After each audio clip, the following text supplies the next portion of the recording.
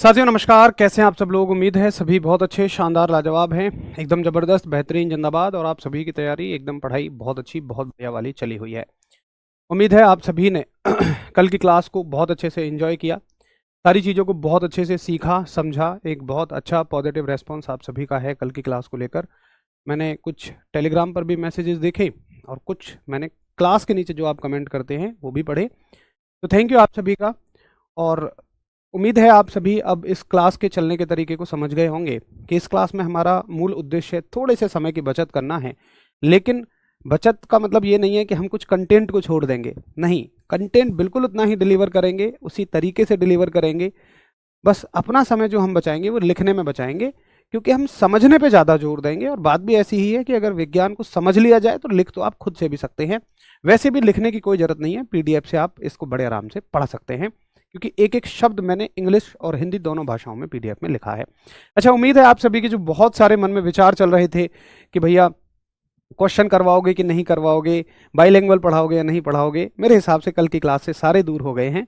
बाकी अगर कोई एक आधा डाउट कैसा भी बचा हुआ है पढ़ाने के तरीके को लेकर, कंटेंट को लेकर, कंटेंट के स्तर को लेकर, एडिक्विटी को ध्यान में रखने की बात को लेकर, उस सारे के सारे डाउट एक दो क्लासेस में सब दूर हो जाएंगे। आपको खुद समझ में आ जाएंगी चीज़ें कि कैसे चल रही हैं। चलिए भाई, तो बड़ा अच्छा रहा सब कुछ कल का। अगर मैं एक बार रिवाइज करा दूं आपको फटाफट में 30 सेकंड में। अच्छा देखो, मैं एक चीज़ और आपको कहूंगा कि हर दिन ना आप रिवाइज करके आया करो। यानी अगली क्लास में आपको जितना हमने शुरू से लेके और पहले तक पढ़ा हो, लास्ट क्लास तक पढ़ा हो, वो यहाँ याद होना चाहिए। क्योंकि बहुत सारी चीज़ें ऐसी होंगी जो ना अगली क्लासों से जुड़ी हुई होंगी, उनका इस्तेमाल होगा पिछली क्लासों में अगले कंटेंट का। तो अगर आपको वो याद नहीं है ना, तो फिर आप उस चीज़ को पूछने लग जाएंगे कि भैया एक बार बता दो, रिवाइज करा दो। वो सब टाइम की वेस्टेज है और ना चीज़ें आपको उस तरीके से समझ आती हैं। इसलिए आप सभी रिवाइज करके आएंगे, ऐसी मैं उम्मीद करता हूँ। मैं फटाफट रिवाइज भी करा दिया करूंगा कि कल हमने क्या पढ़ा। तो कल हमारा जो चैप्टर था बेसिकली वो मात्रकों को लेके था, यूनिट्स को लेके था, जिसमें हमने विज्ञान का, भौतिक विज्ञान का परिचय पढ़ा, फिजिक्स का इंट्रोडक्शन पढ़ा। उसके बाद हम चले गए कि फिजिक्स को समझना है तो क्वांटिटीज, राशियां समझनी होंगी, और राशियों की समझ हमें मात्रकों से बनती है। राशि को रिप्रेजेंट करने के लिए मात्रकों का अहम रोल होता है। मात्रकों की अलग अलग प्रणालियां अलग अलग देशों में अपनाई जा रही थी, और 3 मात्रकों की प्रणाली के बाद एक चौथी बड़ी मात्रकों की प्रणाली की जो हमें आवश्यकता पड़ी, वो थी अंतर्राष्ट्रीय प्रणाली, international system of units. International system of units को 3 भागों में तोड़ा जाता है। इसमें मूल राशियां होती हैं, व्युत्पन्न राशियां होती हैं, संपूरक राशियां होती हैं, फंडामेंटल क्वांटिटीज होती हैं, ड्राइव्ड क्वांटिटीज होती हैं, सप्लीमेंट्री क्वांटिटीज होती हैं, और तीनों के तीनों ही तरह के मात्रक होते हैं। मूल राशि या मूल मात्रक कहें संख्या 7, व्युत्पन्न राशि या व्युत्पन्न मात्रक संख्या अनंत, संपूरक राशि या संपूरक मात्रक संख्या 2। फंडामेंटल की संख्या 7 है, ड्राइव्ड की संख्या इनफाइनाइट है, और सप्लीमेंट्री की संख्या जो है वो 2 है। इस तरीके से हमने इसको बांटा था, और इस तरीके से हमने ये समझ लिया था कि जो मात्रक हैं उन्हें हम हर एक चैप्टर में पढ़ते हुए चलेंगे। यहां पर एक साथ उन्हें रटने की बिल्कुल भी कोशिश नहीं की जाएगी, और आप सभी उस बात को समझ भी गए। चलिए अब चैप्टर नंबर 2 पर चलते हैं। अगला चैप्टर है हमारा, और इसको आप कह सकते हो मापन, यानी कि मेजरमेंट। तो चैप्टर का नाम डालेंगे आप मेजरमेंट। मात्रक पढ़ लिया, अब दूसरा चैप्टर है मेजरमेंट।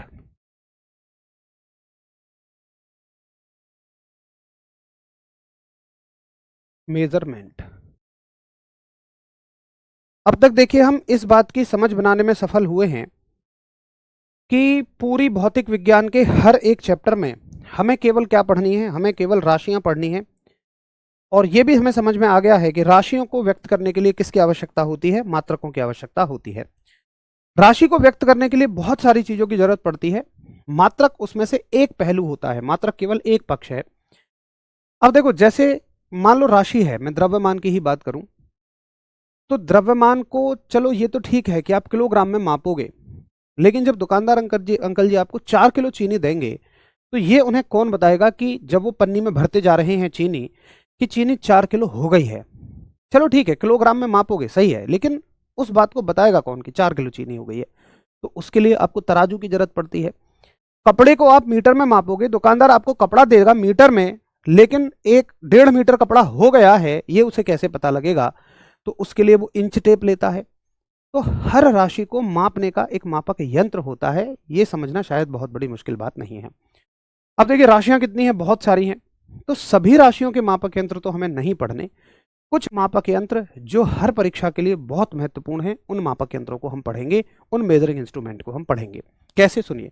तो अगला टॉपिक हमारा रहेगा चैप्टर में, मापन चैप्टर में पहला टॉपिक है हमारा मापक यंत्र, मेजरिंग इंस्ट्रूमेंट। और बड़ी सिंपल सी डेफिनेशन है कि भाई राशियों को मापने वाले यंत्र मापक यंत्र कहलाते हैं, या वो यंत्र जिनकी मदद से राशियों को मापा या तोला जाता है उन्हें हम मापक यंत्र कहते हैं।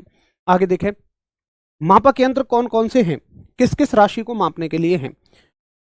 तो जैसे अगर आपसे कोई पूछे कि वाहनों के द्वारा तय की गई दूरी को किस में मापा जाता है, तो आपका उत्तर होना चाहिए ओडोमीटर। अब इस सवाल को दो तरीके से पूछा जा सकता है, या तो वो ऐसे पूछे कि वाहनों के द्वारा तय की गई दूरी किस में मापते हैं, ऑप्शन दे देगा, उसमें से एक ओडोमीटर होगा, या क्वेश्चन में देगा ओडोमीटर क्या मापता है और ऑप्शन में होगा वाहनों के द्वारा तय की गई दूरी, तापमान, घनत्व या वजन। तो आप कहोगे ये वाहनों के द्वारा तय की गई दूरी। सवाल समझ में आ गया। अब ऐसे बहुत सारे मापक यंत्र हैं, कम से कम 30-35 मापक यंत्र हम पढ़ेंगे।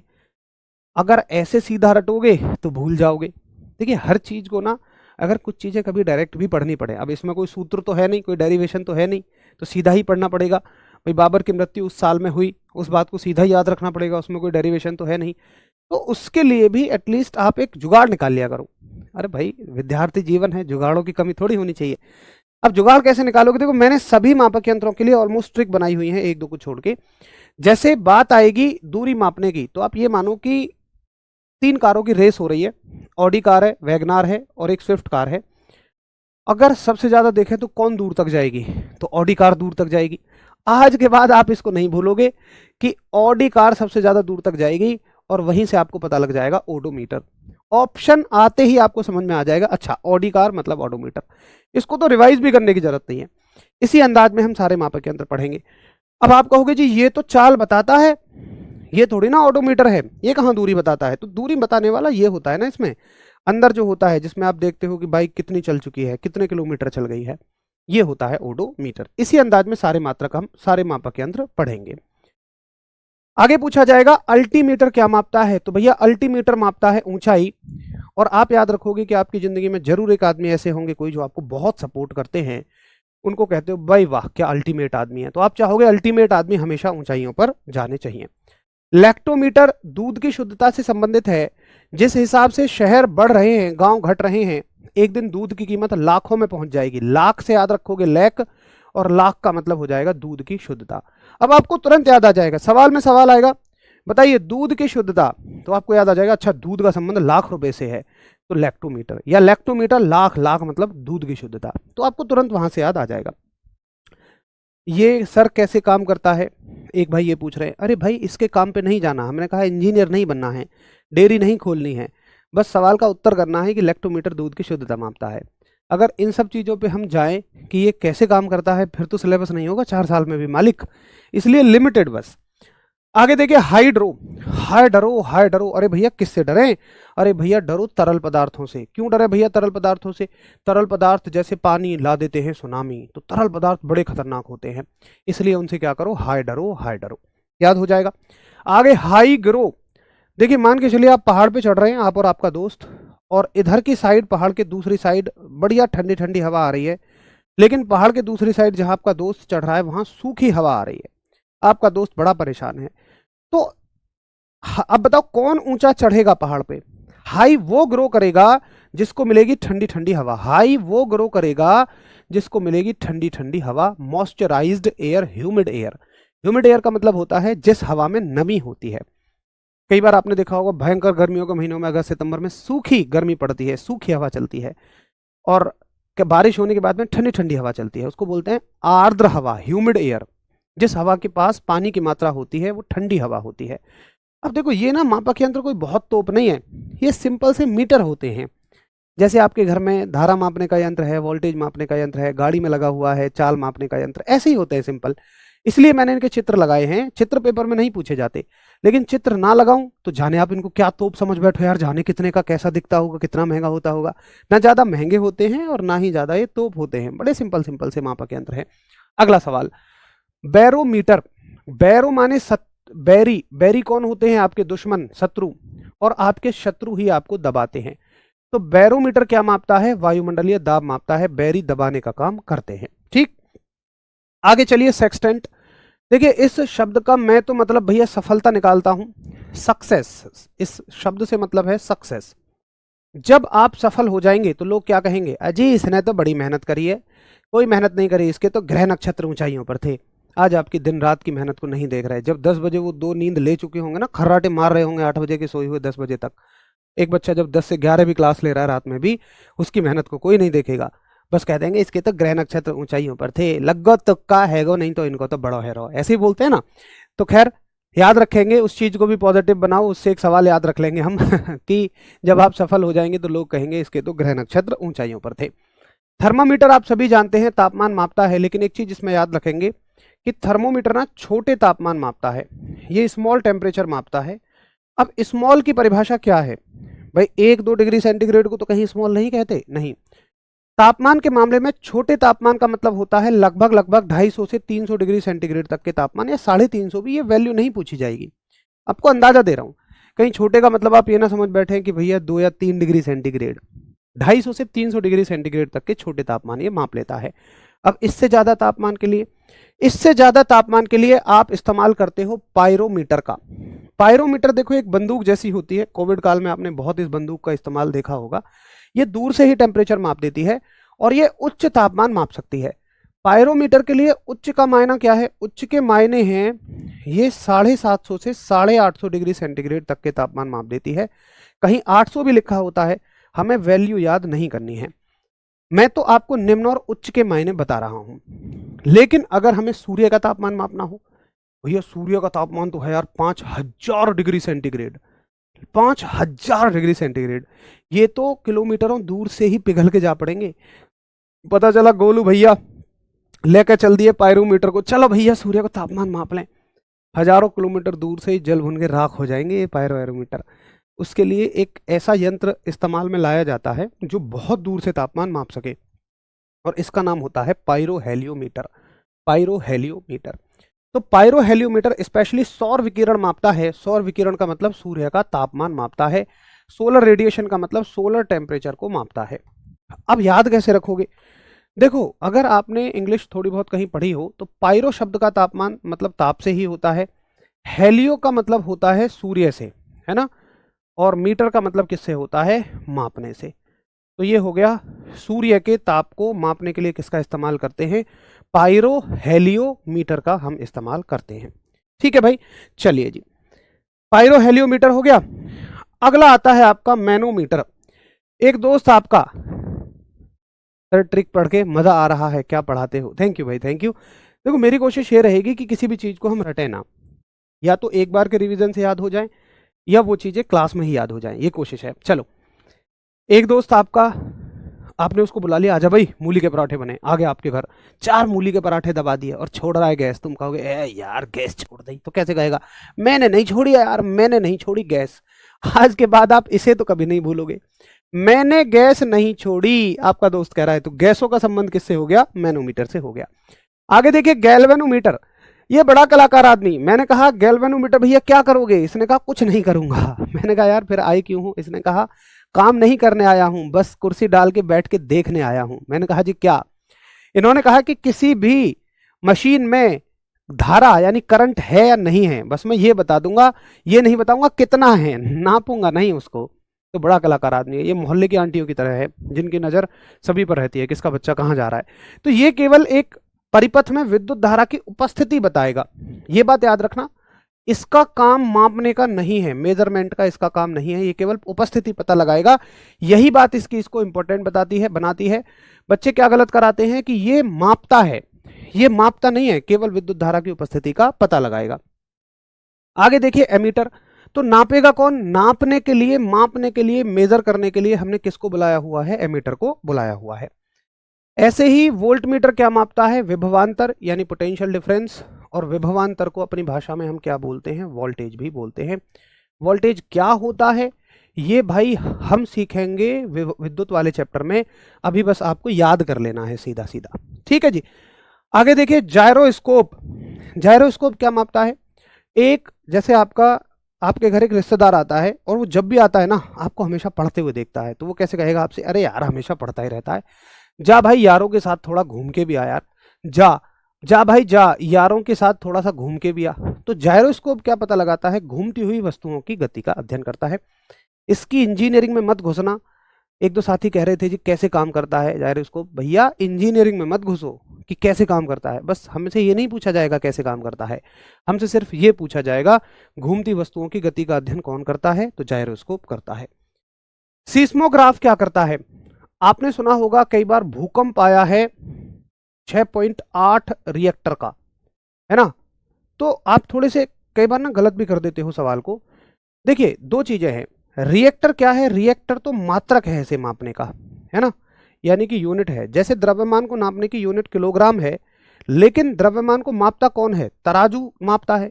ऐसे ही भूकंप का मात्रक तो रिएक्टर है, लेकिन मशीन कौन है मापने वाली? सीस्मोग्राफ। तो दोनों में याद रखना, भूकंप का संबंध दोनों से ही है, सीस्मोग्राफ से भी रिएक्टर से भी। रिएक्टर मात्रक है और सीस्मोग्राफ मशीन है।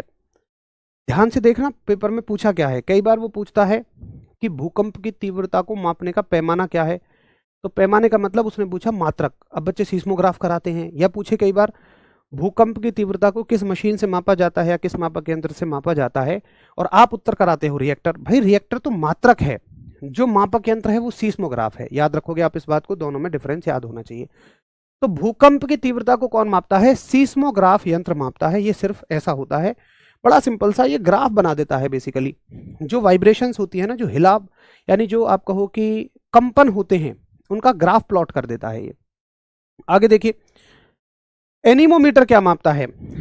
तो मुझे लगता है आप भी मिलेनियल जनरेशन से हैं। आजकल आपने शायद सुना हो दो तरह की जनरेशन आ गई हैं, एक मिलेनियल, एक है जेन जी। मिलेनियल जनरेशन है जो शायद 1900 की है, 1992, 93, 94, 95, 96, 97, 98, 99, जिनकी डेट ऑफ बर्थ है लगभग 2000 के अर्ली में। बाकी अगर 2003, 4, 5 के बाद देखी जाए, यानी जिनकी उम्र अभी 17, 18, 19, 20 साल है, उनको जेन जी बोला जा रहा है। तो मिलेनियल जनरेशन और जेन जी जनरेशन में जमीन आसमान का फर्क होगा। मिलेनियल जनरेशन ने बहुत कुछ देखा हुआ है, शायद जेन जी उनको कभी ना देख पाए। मैं इस बात को गलत नहीं कह रहा हूँ, जेन जी अपने जमाने की कुछ चीजें देखेंगे, लेकिन हम तुम लोग मिलेनियल से हैं, हमने कुछ और देखा। क्या देखा हमने? हमने देखा संडे के दिन शक्तिमान आएगा।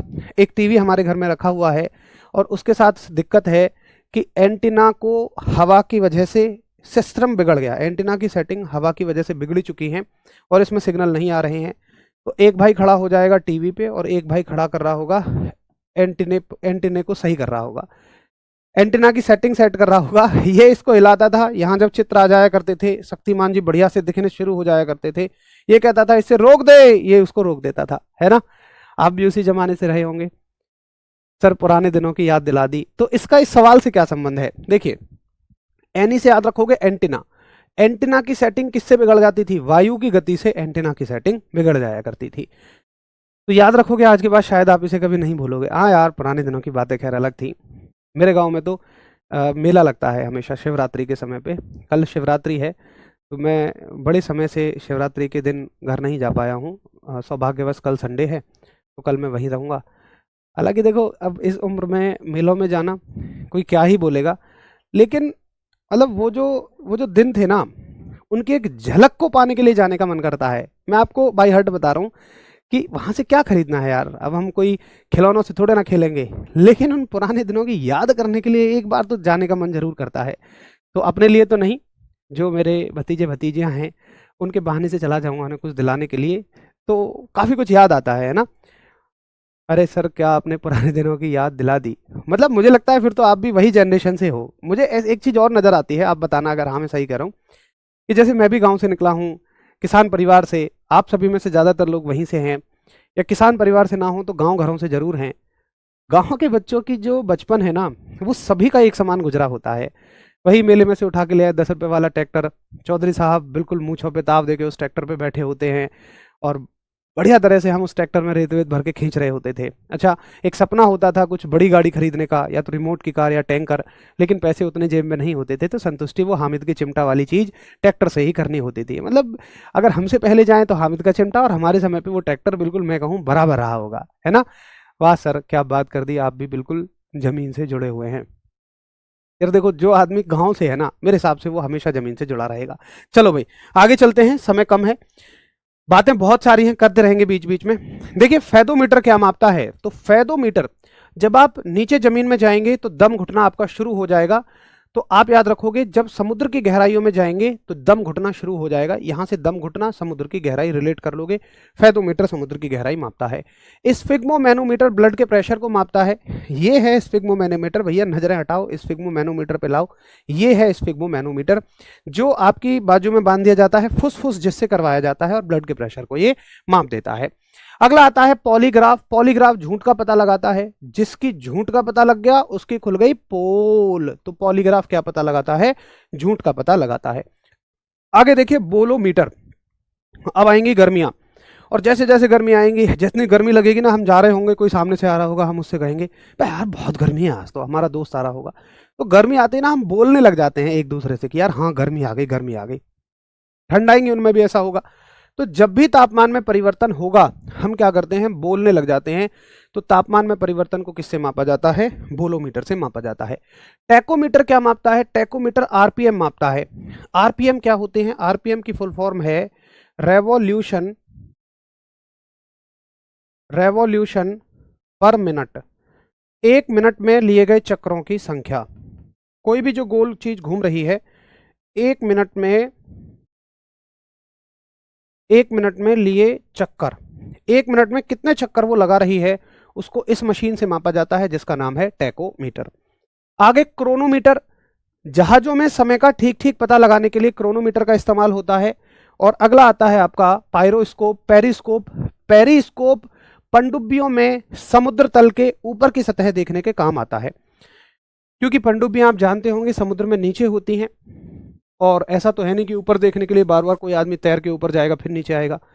एक हमारे पास यंत्र होता है, ये मान लो पाइप में एक कैमरा बंधा है, और नीचे से उस पाइप को ऊपर कर दिया, उसने सतह को दिखा दिया कैमरे से नीचे। हालांकि इतना आसान नहीं होता क्योंकि पानी है, बट उसका पूरा अरेंजमेंट होता है। तो पनडुब्बियों में किसका इस्तेमाल होता है? पेरिस्कोप का इस्तेमाल होता है। ठीक है जी। तो ये हो गए मापक यंत्र। अब देखो इनसे सवाल कैसे बनते हैं। बिल्कुल बेहद सिंपल सवाल बनेंगे। कल की तरह मैं आपको वर्कशीट दूंगा, उन सवालों को आपको खुद से करना है। प्रीवियस ईयर सवालों को एसएससी जीडी और यूपीएसआई में, और उनके नीचे उनके आंसर की भी मैं दे देता हूं। अच्छा एक बार सभी बताओ कैसा लगा। मैं आपको तब तक चाय पी के दिखाऊंगा। अच्छा कॉफ़ी आई है, कॉफ़ी पी के दिखाऊंगा। चलो मैं आपको, सर मज़ा ही आ गया, ट्रिक से एकदम सारे के सारे याद हो गए। चाहूँ तो मैं अभी भी करा दूँ, 2 मिनट का काम है क्वेश्चन कराना, लेकिन वो क्वेश्चन आप करोगे तो ज़्यादा अच्छा लगेगा, इसलिए खुद से करना। सारे क्वेश्चन जब खुद से कर लेते हो ना, तो एक कॉन्फिडेंस आता है कि अच्छा भाई पेपर में भी अब मैं कर सकता हूँ। चलिए आगे बढ़ें। तो मापक यंत्र हमारे खत्म हो गए। चैप्टर पढ़ रहे हैं हम मात्रक। मात्रकों में पहला मुद्दा होता है मापक यंत्र। अब इसी चैप्टर का एक अगला टॉपिक आएगा, साथ ही उसको बोलते हैं हम 10 की घातें, यानी कि पावर ऑफ 10। इस अगर आपने कोई एक आधा एग्जाम दिया हो या मॉक टेस्ट वगैरह लगाए हों, तो इस तरह के सवाल आपको मिल जाते हैं कि 10 की घात 3 को क्या कह देते हैं, 10 की घात 6 को क्या कहते हैं, 10 की घात -9 को क्या कहते हैं, 10 की घात -12 को क्या कहते हैं। उसके अलावा या फिर ऐसे पूछ लेगा मेगा को क्या कहते हैं, माइक्रो एंगस्ट्रॉम को क्या कहते हैं। तो ये तमाम 10 की घातें हैं। 10 की घातें एक तरफ से फिनिश करते हैं। देखिए कौन कौन सी 10 की घातें पढ़नी होती हैं हमें। कुछ 10 की घात प्लस की होती हैं, कुछ 10 की घात नेगेटिव होती हैं, माइनस की होती हैं। मैं इनकी हिंदी लिख देता हूँ। पॉजिटिव घातों को हम कहते हैं हिंदी में धनात्मक घातें, और नेगेटिव का मतलब हिंदी में होता है ऋणात्मक घातें, जो माइनस की होती है। तो देखिए पॉजिटिव घातों में कौन कौन पढ़नी है हमें, केवल 3 पढ़नी है, 1 2 3। अब एक एक करके समझेंगे। जैसे 10 की घात 3, इसको क्या पढ़ा जाएगा? 10 की घात 3 का मतलब होता है किलो। मैं बताऊंगा आपको कि इससे कैसे सवाल बनेगा। ऐसे समझिए जैसे 10 की घात 3 का ही क्या मतलब है, पहले आप ये समझो। तो 10 की घात 3 का मतलब है जैसे 1000 लिखना है मुझे। मैं घातों का इस्तेमाल करता ही क्यों हूं, चलो यहीं से शुरू करते हैं। मान के चलिए मुझे लिखना है 1000, और ये किसी पेज पर बहुत बार आ रहा है, तो इसको बार बार इतना बड़ा लिखना थोड़ा सा मुश्किल हो जाएगा। चलो 1000 तो फिर भी ठीक है। अगर मान लो इतना लिखना पड़ जाए, और ये संख्या मतलब इतने रुपए की बात हो रही है, और एक पेज पे 10 बार लिखी जानी है, तो मतलब एक पेज पे बात चल रही है और उस पर 10 बार ये चीज रिपीट होगी, तो क्या 10 बार इतना लिखोगे? नहीं। हम क्या कर देते हैं, जीरो गिन लो, 1 2 3 4 5 6 7 8 9 10 11, सारी जीरो हो गई है 11, तो मैं कह दूंगा ये हो गई 10 की घात 11, बस खत्म। अब माइनस की घातों का क्या मतलब है? माइनस की घात का मतलब है जैसे मान लो 1 ये लिखना पड़े आपको, ठीक, तो इसको कितना लिखोगे? 1 2 3 4 5 6, सारी घात 6 है। अब ऊपर जाके ये माइनस की हो जाएगी तो 10 की घात -6 हो जाएगा। तो 10 की घात -6 का मतलब हो जाएगा ये। कुल मिलाकर आपको ये समझ में आ गया कि 10 की घात 3 अगर लिखा जा रहा है तो इसका क्या मतलब है। अब इसका नाम 10 की घात 3 को ही हम क्या कह देते हैं? किलो कह देते हैं। आप इसको किसी के साथ भी लगाओ, मैं एक समझा दे रहा हूं, बाकी सब आप समझ जाओगे। इसको किसी के साथ भी लगाओ, किसी भी मात्रक के साथ लगाओ। जैसे अगर आप इसको ग्राम के साथ लगाओ तो ये क्या बन जाएगा? किलोग्राम। अगर मीटर के साथ लगाओ तो किलोमीटर। अगर इसको आप शक्ति के मात्रक के साथ लगाओ वॉट, तो किलो वॉट बन जाएगा। तो इस मात्रक को आप कहीं भी लगा सकते हो। अब सवाल कैसे बनेगा? सवाल ऐसे पूछेगा कि बताओ 1 किलोग्राम में कितने ग्राम। तो तुम्हें पता है कि यार किलो हटाऊंगा ना तो 1000 मिल जाएगा। तो या तो ऐसे लिख लो या ऐसे लिख लो कि जी इतने ग्राम। इस तरह का सवाल यहां से पूछा जाता है। या हो सकता है आपसे ऐसे सवाल पूछ ले, इसका कलर ज्यादा डार्क हो रखा है ना, subject background in solid colour, ये ले लेते हैं अब, ठीक है ना। फिर आपसे पूछेगा कि बताओ 1 किलोमीटर में कितने मीटर। तो आपको पता है किलो का मतलब 1000 है, तो या तो ऐसे लिख दो 1000 और मीटर का मीटर, या 10 की घात 3 मीटर लिख दो। 1 किलोवाट में कितने वॉट हैं, तो किलो हटा दो, 1000 हो जाएगा वॉट और 10 की पावर 3 वॉट हो जाएगा। बोलो आगे बात समझ में?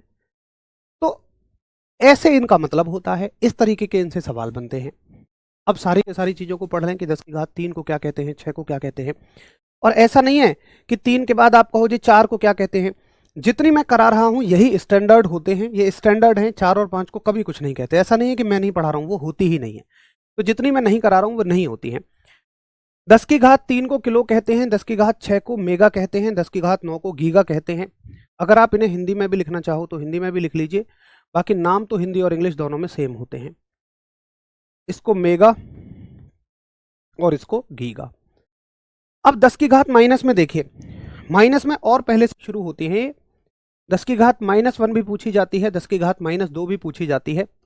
-1 को हम बोलते हैं डेसी और 2 को हम बोलते हैं सेंटी, ठीक, डेसी और सेंटी। अब 2 के बाद 3 पे आ जाते हैं। 3 को हम बोलते हैं मिली, मिली को हम छोटा m से दिखाते हैं। -6 को माइक्रो से दिखा बोलते हैं। माइक्रो को ना ऐसे ना यू लिख के और उसमें नीचे यहाँ एक डंडा काट दो, ये माइक्रो का चिन्ह है। ये भी पूछा जाता है कई बार। आगे पूछा जाएगा नैनो, 10 की घात -9 को नैनो कहते हैं। देखिए ये ज्यादातर 3 के गुणज में चलती हैं, कुछ अलग भी होती हैं जैसे 1 और 2, बट ज्यादातर 3 के गुणज में। 3 6 9 12 15 18 21 24, एक आधा अलग भी होती हैं और भी लिखा दूंगा मैं। उसके बाद पीको को हम कहते हैं 10 की पावर -12। देखिए इनको तो एक तरफ याद रख लो, डायरेक्ट याद रख लो इनको तो, या अपनी तरफ से आप कोई ट्रिक बना देना। बाकी नीचे वालों की मैं एक ट्रिक बना दूंगा। तो बाकी नीचे वाली जो है ना याद रखो, 15 के बाद 3 3 जोड़ते चले जाओ, 15 18 21 24। इनको आप याद रखोगे। अकबर के दरबार का एक रत्न है जिसका नाम है फैजी। अकबर के दरबार का एक रत्न है जिसका नाम है फैजी, तो वो याद रखो फैजी। तो एफ से क्या हो जाएगा? फेमटो, ए से एटो, जेड से जेप्टो और वाई से क्या हो जाएगा? योक्टो। तो फैजी से आप याद रख लोगे फेमटो, एटो, जेप्टो और योक्टो। ठीक है भैया। अच्छा जी, अब एक घात और बच जाएगी इसमें, 10 की घात -10, ये तो इसमें लिख गया। 10 की घात -10, इसको आप बोलते हो एंगस्ट्रॉम। 10 की घात -10 को आप बोलते हो एंगस्ट्रॉम। ठीक है, बताइए एक बार कि हाँ जी ठीक है, 10 की घात भी हम याद कर लेंगे। अब इससे देखो किसी भी टॉपिक से ना दो तरह के सवाल बनते हैं, या तो सीधा सवाल या तो घुमाकर सवाल। तो सीधा सवाल तो यही बनेगा कि बताओ एक माइक्रो में, या माइक्रो का मतलब क्या है तो 10 की घात -6, नैनो का मतलब क्या है तो 10 की घात -9, फर्मी का मतलब क्या है, फेमटो का मतलब क्या है तो 10 की घात -15। याद आ गया? इसको फर्मी भी कहते हैं। सबको हिंदी में वही कहेंगे यार, मिली, माइक्रो, नैनो, पीको, फेमटो, एटो, जेप्टो, योक्टो, इसको फर्मी भी कह देते हैं। ठीक, इंग्लिश में भी लिखोगे तो फर्मी। कल से थोड़ा इसका बैकग्राउंड का कलर चेंज करेंगे क्योंकि ये थोड़ा सा ज़्यादा डार्क है। एक बार फटाफट थम्स अप करिए, हाँ जी क्लियर है।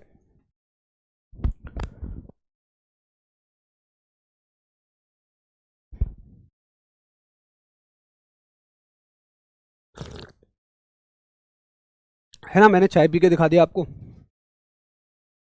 अरे यार बस क्या बताऊँ, पूरे दिन भर की थोड़ी थकान होती है, तो इस टाइम हल्की सी एक कॉफ़ी से थोड़ी सी एनर्जी बन जाती है, बस और कोई बात नहीं है।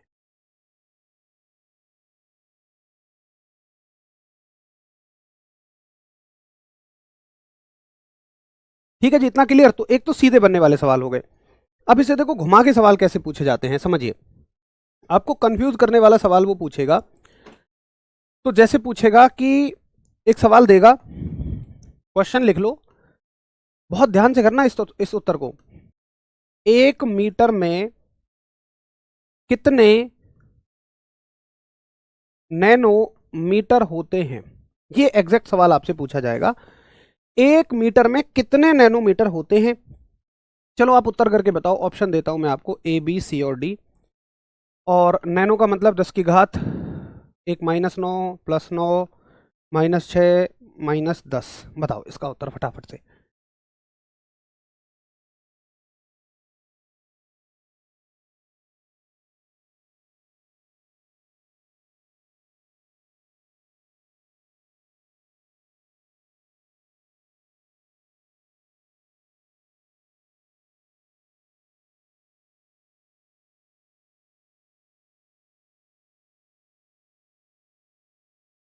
बहुत बढ़िया, ठीक है, इतना क्लियर हो गया।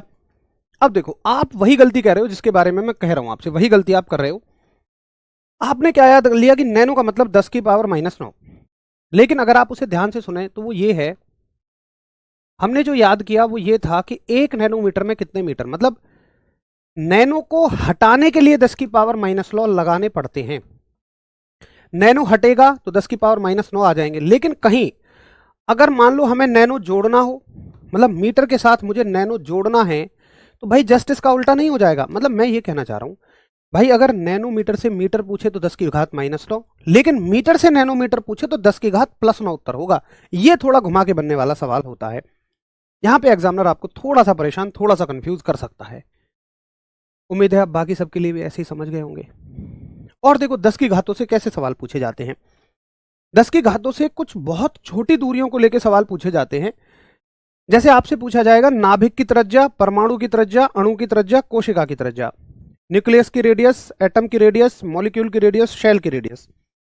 ये सब बायोलॉजी और केमिस्ट्री की बातें हैं, लेकिन फिर भी मैं आपसे डिस्कस कर लेता हूं। आपने वैसे तो पढ़ लिया होगा। जैसे देखिए, ह्यूमन शेल है, एक कोशिका है। ये मान लो मनुष्य की एक कोशिका है। अगर कोशिका के अंदर हम जाएं तो इसमें पहले आपको अणु मिलेगा, अणु के अंदर आपको परमाणु मिलेगा, और परमाणु के अंदर आपको नाभिक मिलेगा। या जैसे मान लीजिए कोशिका एक बड़ी यूनिट हो गई, जैसे एक घर है कोशिका। अब कोशिका के अंदर जाओगे, आपको एक कमरा मिलेगा, एक कमरे के अंदर एक अलमारी मिलेगी, और उस अलमारी के अंदर भी एक आपको छोटी तिजोरी मिलेगी। तो कुछ ऐसे ही है ये कोशिका, शेल। कोशिका के अंदर आपको मिलेगा एक परमाणु, ओ सॉरी अणु, अणु यानी कि मॉलिक्यूल। इसमें बहुत सारे मॉलिक्यूल होंगे। जैसे घर में तो बहुत सारे कमरे होते हैं, मैं एक कमरे की बात कर लेता हूं। उस कमरे के अंदर भी आपको एक परमाणु मिलेगा, यानी कि ये मान लीजिए कमरे के अंदर आपको एक अलमारी मिलेगी, इसको बोलेंगे हम परमाणु यानी कि एटम। और उसके अंदर भी आपको एक तिजोरी मिलेगी, इसको बोलेंगे हम नाभिक, न्यूक्लियस। यानी किसी भी चीज की सबसे छोटा बिल्डिंग ब्लॉक जो होता है वो नाभिक होता है, न्यूक्लियस होता है। अब इनके आकार अगर आप देखो, इसका आकार है 10 की घात -6 मीटर का। उसके अलावा अगर इसका आकार देखोगे आप, कहां लिया है हमने इसको, अच्छा अणु ये हो गया। अगर अणु का आकार देखोगे 10 की घात -9 मीटर, 10 की घात -9 मीटर। परमाणु का आकार 10 की घात -10 मीटर, और नाभिक का आकार 10 की घात -15 मीटर। आप एक चीज सोच रहे होंगे, यार भैया ये तो सबसे बड़ा है और इसका आकार सबसे छोटा है, और सबसे छोटी चीज का आकार सबसे बड़ा है। भाई माइनस में जितना संख्या ज्यादा होगी उसका मान उतना ही छोटा होता है। तो सबसे बड़ी चीज माइनस में सबसे छोटी होगी संख्या में, और जो संख्या माइनस में सबसे बड़ी होगी वो सबसे छोटी होती है। तो देखिए जो सबसे बड़ा है वो 6, मतलब पीछे की तरफ बढ़ते चले जाएंगे, 6 फिर 9 फिर 10 और फिर 15। इस तरह के सवाल भी पूछे जाते हैं। अब सवाल पूछेगा नाभिक की त्रिज्या कितनी होती है, तो जरूरी नहीं है कि 10 की पावर -15 देगा। हो सकता है वो आपसे ये कह दे सिर्फ कि फर्मी, नैनो, माइक्रो, पीको। तो आपको समझ जाना पड़ेगा कौन सा होगा। या मान लो पूछ ले अणु की त्रिज्या कितनी होती है, मॉलिक्यूल की रेडियस, और 10 की पावर -9 डायरेक्ट में ना देके इनके नाम दे दे, नैनो, पिको, फर्मी, एटो, तो आप कहोगे 10 की पावर -9 मतलब नैनो। ये बात वैसे ये नहीं भी समझ में आ रहा हो तो कोई दिक्कत नहीं है, आपके पेपर में ये आएगा। हालांकि इससे थोड़ा आसानी से ये रिलेट हो जाएगा, एक सीक्वेंस रिलेट हो जाएगा आपको। एक बार फटाफट से थम्स अप करेंगे जी भैया, ठीक है, मुझे आपकी बात बहुत अच्छे से समझ में आ गई है।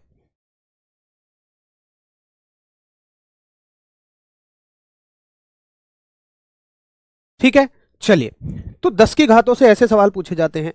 अब 10 की घातों से ये तो माइनस में हो गए सवाल, 10 की प्लस की घातों से भी सवाल पूछे जाते हैं, और 10 की प्लस की घातों से बड़ी दूरियों को लेकर सवाल पूछे जाते हैं। देखो, हम अलग अलग तरह के मतलब मात्रक के या राशि के साइज के हिसाब से उसके मात्रक चुनते हैं कई बार। जैसे मान लीजिए इतनी चीनी है, इतनी सारी, तो उसको आप किस में तोलोगे? ग्राम में तो नहीं तोलोगे, उसको किलोग्राम में तोलोगे। लेकिन अगर मान लो आप बादाम लेने जा रहे हो, तो बादाम इतने से लेके आओगे, इनको किलोग्राम में तो नहीं तोलोगे, आप इनको ग्राम में तोलते हो कि भैया 100 ग्राम बादाम दे दो, 150 ग्राम बादाम दे दो। तो जब राशि बड़ी होती है तो बड़ा मात्रक जैसे किलोग्राम, राशि छोटी होती है तो छोटे मात्रक जैसे ग्राम। जैसे अगर आप मान लो कोल्ड ड्रिंक लेके आ रहे हो तो उसे लीटर में मापोगे क्योंकि खूब ज्यादा है, लेकिन कोई दवाई लेके आ रहे हो तो वो मिली लीटर में होती है, एमएल में होती है, सिरिंज एमएल में होती है क्योंकि वो छोटी छोटी है। तो बड़ी दूरियों के लिए बड़े मात्रक, छोटी दूरियों के लिए छोटे मात्रक। अब अगर लंबाई के मामले में मैं बात करूं, मेरे पास कितने बड़े मात्रक हैं भाई? मीटर, मीटर से ऊपर किलोमीटर है, किलोमीटर से ज्यादा व्यवहार में मात्रक नहीं होते। लेकिन अगर तुम्हारे छोटे भाई ने पूछ लिया कि भैया यहां से लेकर और सूर्य तक की दूरी कितनी है, और चलो मान लो तुम्हें उत्तर भी पता है कि भैया इतनी है, ले भैया छोटे इतने मीटर है। अब छोटा कहेगा ए भैया इकाई धाई सैकड़ा हजार 10,000, या तो छोटा 10,000 पे खेल जाएगा, या थोड़ा और पढ़ा लिखा है इकाई धाई सैकड़ा हजार 10,000 लाख 10 लाख करोड़ 10 करोड़ अरब 10 अरब, है भैया आगे। तो ये थोड़ा सा कहना अव्यवहारिक सा है, और इतना मीटर, इसलिए हम इनके बड़े मात्रक बना लेते हैं। तो बड़ी दूरियों के जैसे सूर्य से प्रकाश की दूरी, या प्रकाश ने एक साल में कितनी दूरी तय करी, इन सब के लिए हमने बड़े मात्रकों का आविष्कार कर लिया। और बड़े मात्रकों में सबसे पहला मात्रक है हमारा खगोलीय मात्रक, एस्ट्रोनॉमिकल यूनिट। और एस्ट्रोनॉमिकल यूनिट का मतलब होता है सूर्य और पृथ्वी के बीच की दूरी। जितनी दूरी सूर्य और पृथ्वी के बीच की है उसको लेकर हमने एक मात्रक बना लिया, सूर्य व पृथ्वी के बीच की दूरी। इसको हमने कह दिया एस्ट्रोनॉमिकल यूनिट यानी कि खगोलीय मात्रक। और एक खगोलीय मात्रक 1.5 गुणा 10 की पावर 11 मीटर के बराबर होता है। आपसे क्या सवाल बनेगा? सवाल बनेगा खगोलीय मात्रक कितने मीटर के बराबर होता है, या एक खगोलीय मात्रक क्या है? तो एक खगोलीय मात्रक सूर्य व पृथ्वी के बीच की दूरी है। अगला पूछा जाएगा एक प्रकाश वर्ष क्या है? तो एक प्रकाश वर्ष का मतलब होता है कि प्रकाश द्वारा एक वर्ष में तय की गई दूरी,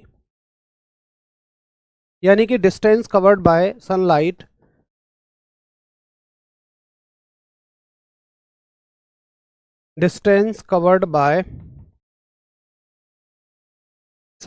इन 1 ईयर। एक वर्ष में प्रकाश जितनी दूरी तय करता है उसे ही हम प्रकाश वर्ष कहते हैं, लाइट ईयर कहते हैं। और एक प्रकाश वर्ष 9.46 गुणा 10 की घात 15 मीटर के बराबर होता है। अब देखो इससे एक कंफ्यूजिंग सवाल आपसे पूछा जाएगा, प्रकाश वर्ष किसका मात्रक है? तो बहुत सारे बच्चे सोचते हैं यार वर्ष लगा हुआ है तो हो सकता है ये समय का मात्रक हो, है ना? वर्ष तो समय से ही संबंध रखता है भाई, दिनों से संबंध रखता है, लेकिन नहीं, ये दूरी का मात्रक है। एक और मात्रक आता है दूरी का जिसको हम बोलते हैं पारसेक, और एक पारसेक का मतलब 3 गुणा 10 की पावर 16 मीटर होती है। आप सबसे ज्यादा घात देखेंगे तो यहाँ 11 हैं, यहाँ 15 हैं, और यहाँ कितनी है? 16। इसका मतलब सबसे ज्यादा घात किसमें है? पारसेक में। तो दूरी का सबसे बड़ा मात्रक कौन है? पारसेक। आप लिखोगे दूरी का सबसे बड़ा मात्रक, यानी कि लार्जेस्ट यूनिट ऑफ डिस्टेंस। दूरी का सबसे बड़ा मात्रक जो होता है, लार्जेस्ट यूनिट ऑफ डिस्टेंस कौन होती है? पारसेक। क्योंकि सबसे ज्यादा पावर ही इसमें है। तो इसको सवाल को ही ऐसे पूछा जाएगा दो तरीके से, एक पारसेक कितने मीटर, या दूरी का सबसे बड़ा मात्रक कौन होता है, तो आपका उत्तर होगा दूरी का सबसे बड़ा मात्रक होता है जी पारसेक। ठीक है भैया, तो हमें इतना ही पढ़ना था। अच्छा, ये तो हो गए दूरियों के मात्रक। दो आयतन के मात्रक और पढ़ लीजिए, जैसे गैलन और बैरल। हमारे यहाँ तो मात्रक लीटर चलता है, लेकिन बहुत सारे देशों में गैलन और बैरल में बात होती है। तो याद रखेंगे, एक गैलन में 3.785 लीटर होते हैं और एक बैरल में 158.987, लगभग में हम इसको 159 लीटर पढ़ लेते हैं। तो ये हो गई है आयतन के मात्रकों की बात। मापन चैप्टर में हमने क्या क्या सीखा, अगर हम रिवाइज करें, मापक यंत्र सीखे, 10 की घातें सीखी, उनसे बनने वाले तमाम सीधे और घुमा के सवाल पूछे। ये दो टॉपिक हमें बेसिकली मापन चैप्टर में, मेजरमेंट चैप्टर में पढ़ने होते हैं, 10 की घात और मापक यंत्र। अब इससे आए हुए प्रीवियस ईयर सवाल, बहुत सारे सवाल हैं, आप उन्हें खुद करके देखना, मज़ा आ जाएगा। बहुत सारे सवाल मैंने दिए हुए हैं, देखो ना, यूपीएसआई और एसएससी जीडी में 1 2 3 4 5 6 7 8 9 10, 9 हो गए, 9 सवाल है टोटल। तो ऐसे सवाल रहेंगे, इनकी अभी आंसर की मैं दे दूंगा और इसको खुद से आप करिएगा। कल संडे है, देखिए संडे में एक काम किया करो कि जितना शुरू से पढ़ा है उस सारे के सारे को रिवाइज किया करो। उसके बाद हम लोग मिलेंगे मंडे को अगले चैप्टर के साथ। नमस्कार, धन्यवाद, जय हिंद साथियों।